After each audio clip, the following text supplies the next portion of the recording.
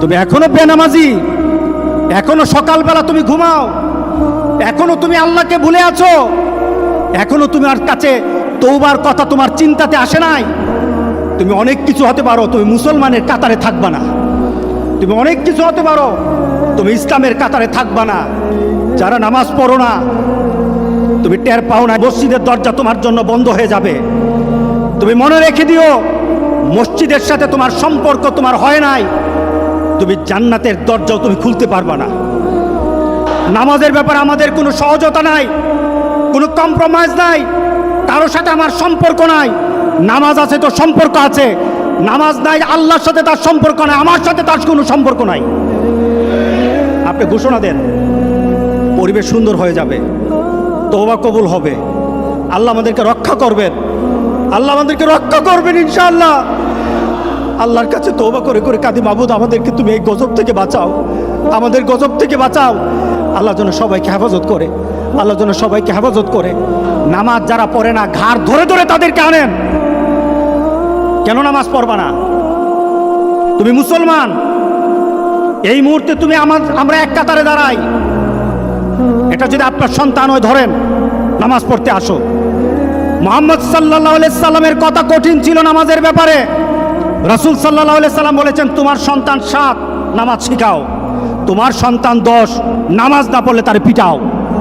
কে বলেছেন? কে বলেছেন? রাসূল বলেছেন। তাহলে রাসূল কঠিন হলেন না? নামাজের ব্যাপারে কঠিন না? নামাজের ব্যাপারে আমরা কখনো সহজ হব না। সুতরাং আমার রাসূলের কথা হলো, তওবা তো তখন পর্যন্ত। আমার আল্লাহ বলেছেন, লাইসাতিত তাওবাতু লিল্লাযিনা ইয়ামালুনা সাইয়্যাত। একটা মানুষ পাপ করার পর সে তওবাটাকে লেন্দি করে, তওবাটাকে সে দূরে সরিয়ে দেয়, মনে করে এখন না আরো পরে তওবা করব, শালি পরে করতে থাকে, তার জন্য তওবা নাই।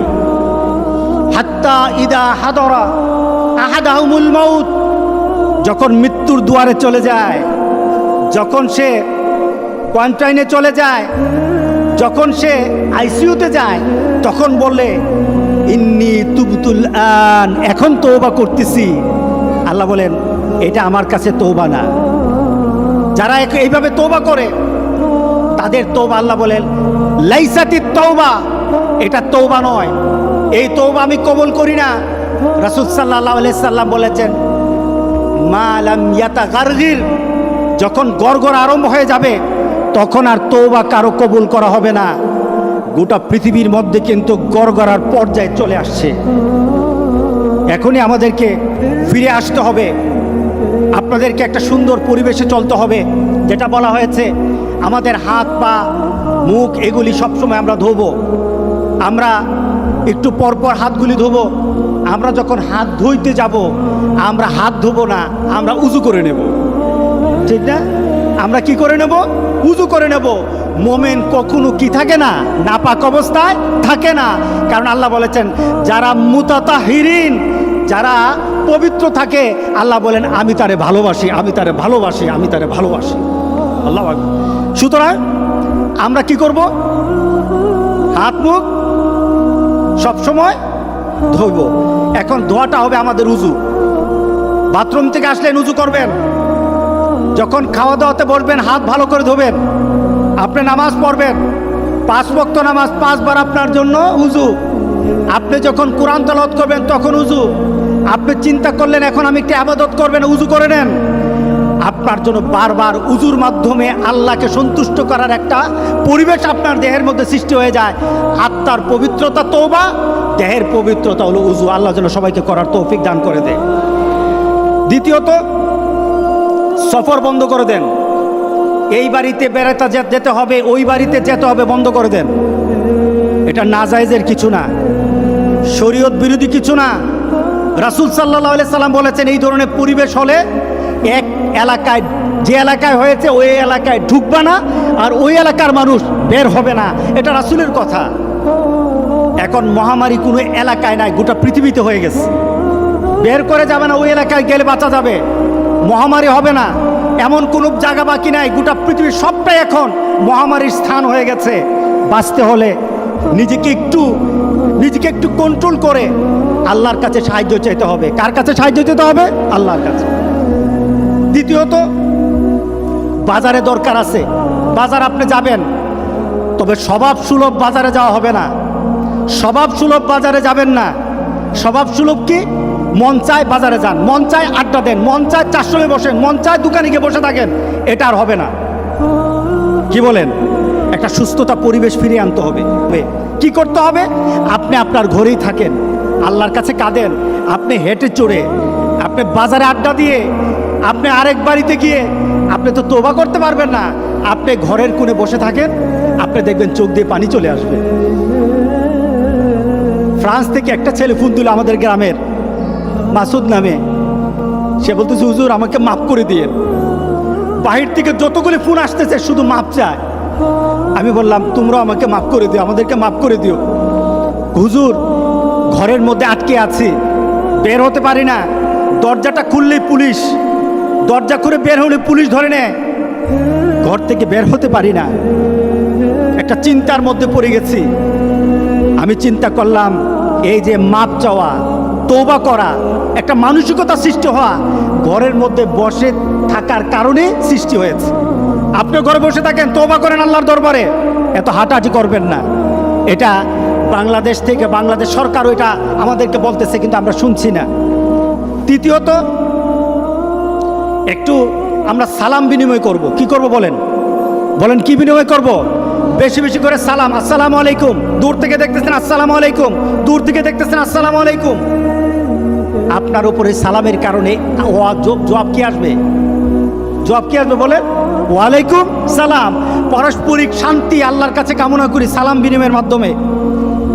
হ্যান্ডশেক করা দরকার নাই, হাত লাগানো দরকার নাই, কারণ বর্তমান মেডিকেল সায়েন্সের ওরা যখন বলছে যে এটা থেকে একটু বিরত থাকা দরকার আছে, বর্তমান প্রেক্ষাপটে গভর্নমেন্ট থেকে যে অর্ডারগুলি আছে, এরপরে মেডিকেল সায়েন্স থেকে যে কথাগুলি আছে, এগুলি মানো আমাদের দরকার।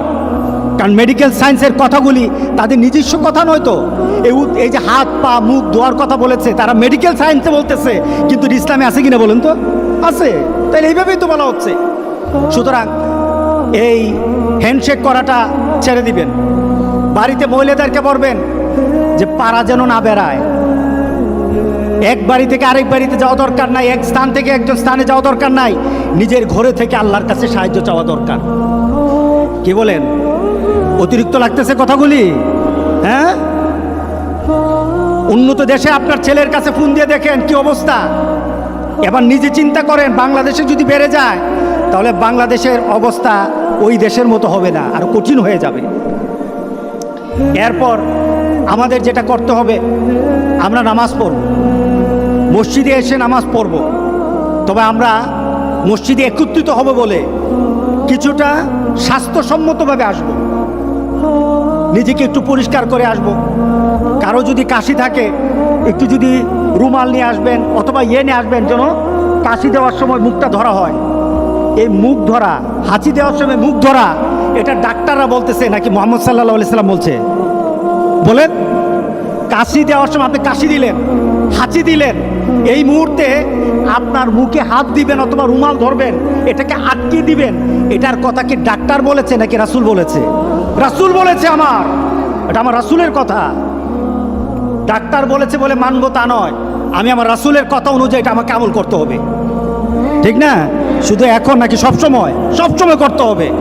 তবে এখন সতর্ক থাকতে হবে, কিছু অ্যান্টি ব্যাকটেরিয়া কিছু জিনিসপত্র আমাদের সাথে একটু থাকা দরকার, কারণ এটার স্রষ্টাও কিন্তু আল্লাহ, এটা সিস্টেম আল্লাহ এভাবে দিয়েছেন। এভাবে আমাদেরকে হাত ধুতে হবে। মানে কি? হাতের পয়জন, হাতের মধ্যে যত ব্যাকটেরিয়া আছে এটা দূর করে দেবো, এরপরে খাবো। এটা আমার রাসূলের সুন্নত। আমাদের এইভাবে একটা হাইজিনিক পরিবেশ করতে হবে। আমি মসজিদে, বাকি সব মসজিদগুলি যারা আপনারা আমার কথা শুনবেন, আপনারা এই মসজিদগুলির মধ্যে এগুলি চালু করে দিবেন। যদি মসজিদগুলির মধ্যে আমাদেরকে যারা আসতে হয়, তাহলে আমাদেরকে এই মসজিদগুলি চালু রাখতে হবে। কি বলেন? মসজিদ আমাদের চালু রাখতে হবে। আমরা চাই না মসজিদের মধ্যে দরজাটা বন্ধ হয়ে যাক আর আমি মসজিদের পাশ দিয়ে হেঁটে হেঁটে চলে যাই, এমন পরিবেশ যেন আল্লাহ না করে। আর কি করব? নিজেরা নিজেদেরকে পরিষ্কার পরিচ্ছন্ন রাখবো, বাড়িঘর পরিষ্কার পরিচ্ছন্ন রাখবো। আমাদেরকে এই পরিবেশগুলি করা দরকার। এটা ইসলাম, এটা ইসলাম। ইসলাম মুতাতাহিরিন ইউহিব্বুল মুতাতাহিরিন, যারা পবিত্রতা অর্জন করে। আল্লাহ রাসূল বলতে, আল্লাহ বলতেছেন আমি তার ভালোবাসি। আপনার গোসল সবসময় করবেন, হাত মুখ তো ধোবেনি ইনশাআল্লাহ। আল্লাহ আমাদেরকে এই বিপদ থেকে বাঁচিয়ে দেবেন ইনশাআল্লাহ। বলি আমরা তওবা করব। রাজি আছি তো সবাই? কতবার করবেন? রাসূল সাল্লাল্লাহু আলাইহি সাল্লাম বলেন আমি প্রতিদিন 100 বার তওবা করি। আমরা কতবার তওবা করব? গনে গনে দরকার হলে 100 বার তওবা করব। রাজি আছি সবাই ইনশাআল্লাহ? তাহলে আজ থেকে আমার তওবার চেষ্টা আরম্ভ হয়ে যাবে। তবে তওবার চেষ্টা যদি চলতে থাকে, তওবার দরজা আল্লাহ বন্ধ করবে না। তওবা যদি চলতে থাকে, তওবার দরজা আল্লাহ বন্ধ করবে না। কোনো না কোনো সময় আল্লাহ বলবেন বান্দা তোর তওবার কারণে তোরে আমি মাফ করে দিলাম। আমরা এই কাজগুলি করবো তো ইনশাআল্লাহ?